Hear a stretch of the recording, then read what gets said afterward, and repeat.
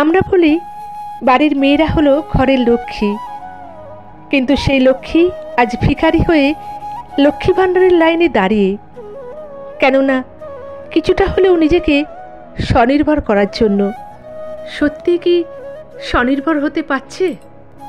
এই নিয়ে আমার আজকের কবিতা লক্ষ্মী ভাণ্ডার।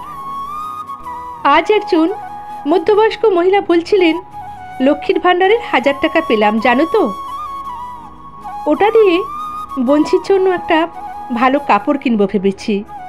ওর বিয়ের পর কোনো কিছুই দেয়া হয়নি ওকে। আমি একটু চমকে উঠেছিলাম শুনে, কারণ ভদ্রমহিলা বেশ সম্ভ্রান্ত বাড়ির। নিজেকে কন্ট্রোল করতে না পেরে বলে ফেললাম, আপনিও লক্ষ্মী ভাণ্ডারের লাইনে দাঁড়িয়েছিলেন?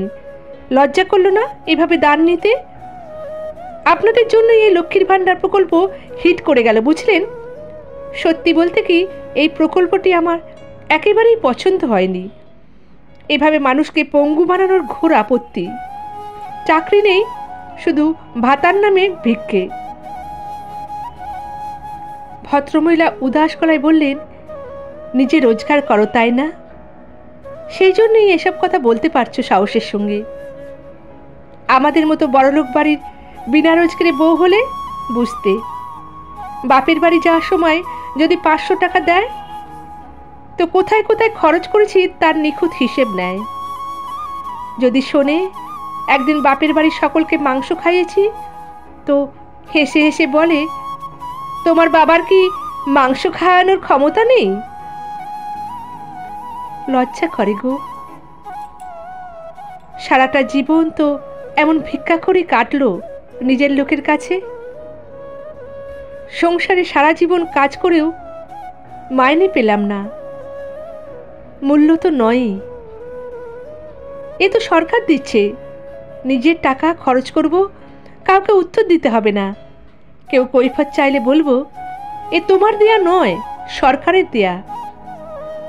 স্তম্ভিত হয়ে গিয়েছিলাম আমি মুহূর্তের জন্য। বুঝলাম কেন লক্ষ্মী ভাণ্ডারের লাইনে ভিড়, কেন একজন অবস্থাপন্ন বাড়ির মহিলা শ্রমিক শ্রেণীর মহিলাদের সঙ্গে একসঙ্গে লাইনে দাঁড়িয়ে আছে। আসলে এর শিকড় অনেক ভিতরে। মেয়েদের অবস্থার নাকি ভীষণ পরিবর্তন হয়েছে। হ্যাঁ হয়েছে, 30% হয়েছে। বাকিরা যে তিমিরে সেই তিমিরেই আছে। আমি আপনি চেঁচিয়ে কি করব?